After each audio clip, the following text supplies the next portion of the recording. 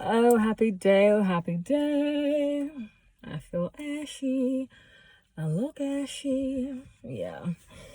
It's been a day. It's been a week. Literally, it's been a week. Quick epiphany. And it's so true. Any believer who is on social media, you cannot tell me that you do not see negative things posted every day about their own ministry, their own place where they serve, another marquee ministry, a leader. There's always someone posting something that happened with a leader or a ministry and giving names, full situations, the whole nine. And this is what, not so much that what I've come up with, this is the reality that I want you guys to think about. Because I'm telling the truth.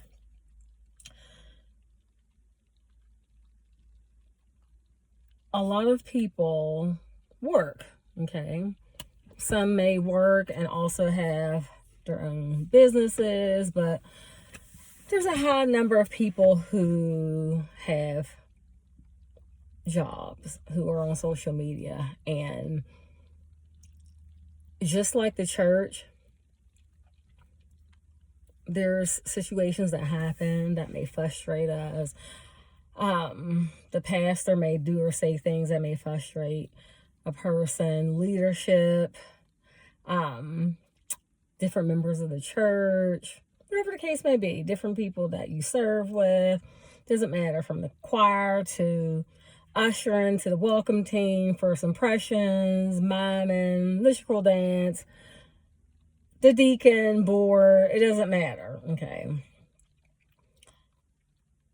People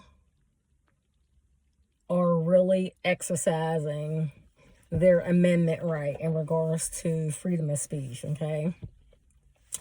But don't you find it very interesting that in the workplace, the CEO, CFO, the team lead, your coworkers, the divisional secretary, the department supervisor, program director, upper management, you name it.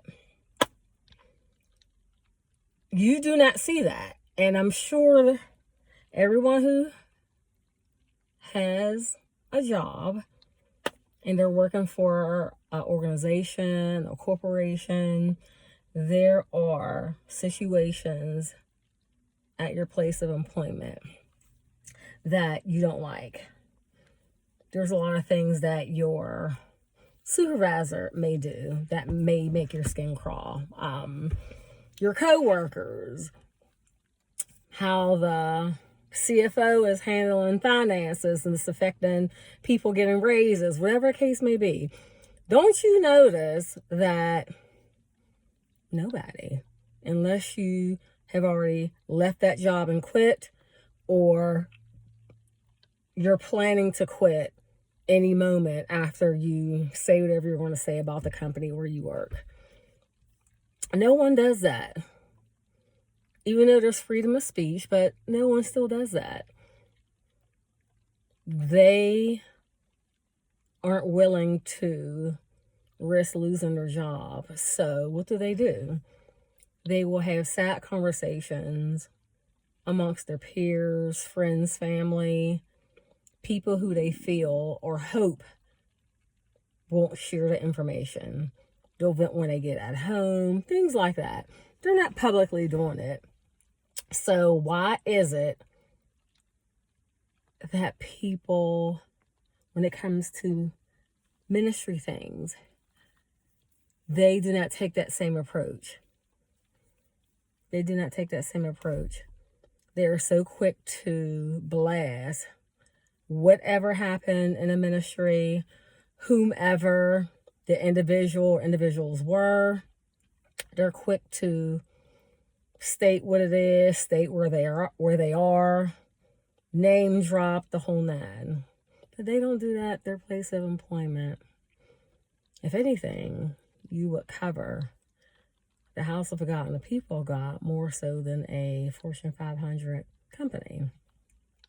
So in the workplace, if there are different things that you don't like and conversations are had and there's no change, or you believe there isn't going to be a change, what do? You look for another job and you leave and you move on.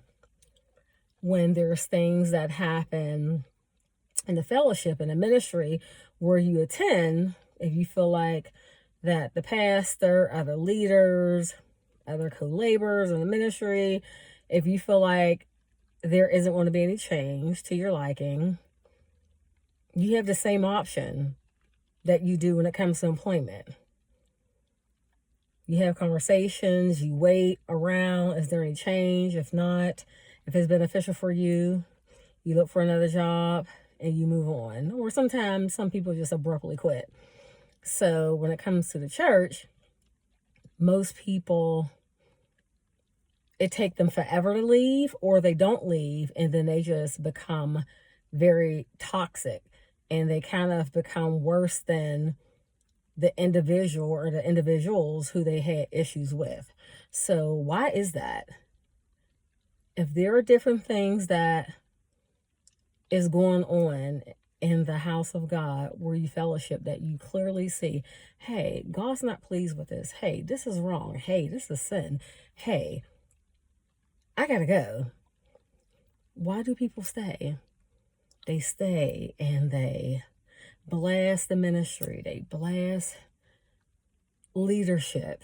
Like, why not just leave? But again, when it comes to the place of employment, it's the same thing.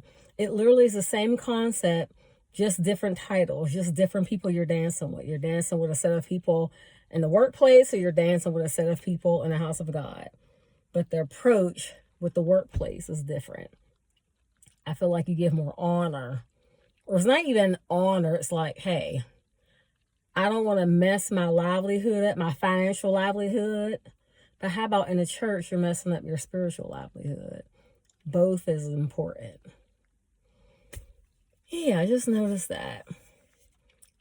Because we know as far as the algorithm, and I'm just so tired of seeing. Wow, it's so funny. I didn't realize I put the hat on to match with my purse, and show you my little cute little shoe to match. But look what my hat says. I am the church. Just like you're the church. But yeah, the algorithm, it's just like everyone has something negative to say, or someone is like posting things of different people in ministry right now who allegedly did certain things. So it's like,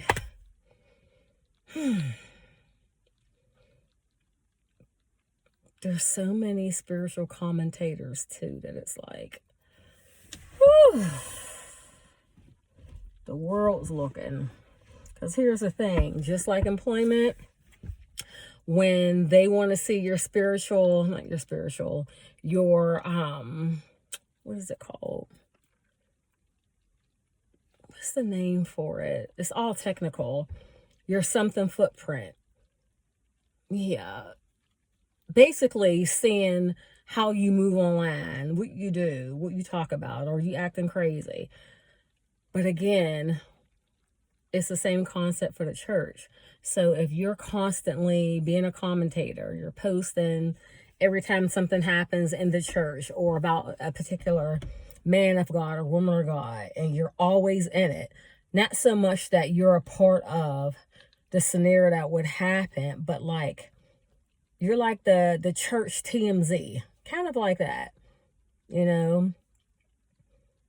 Other people in ministry is always looking at that too. Like, this person is always posting. They're always sharing that, like basically sharing the downfall of their brothers and sisters in Christ.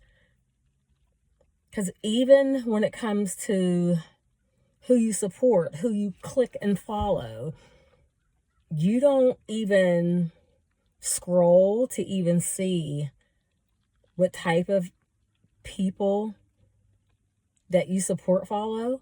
Now, of course, like, if someone's following like 3,000 people, 4,000 people, no, I'm not saying you have to scroll through all 4,000 people to see who they're following.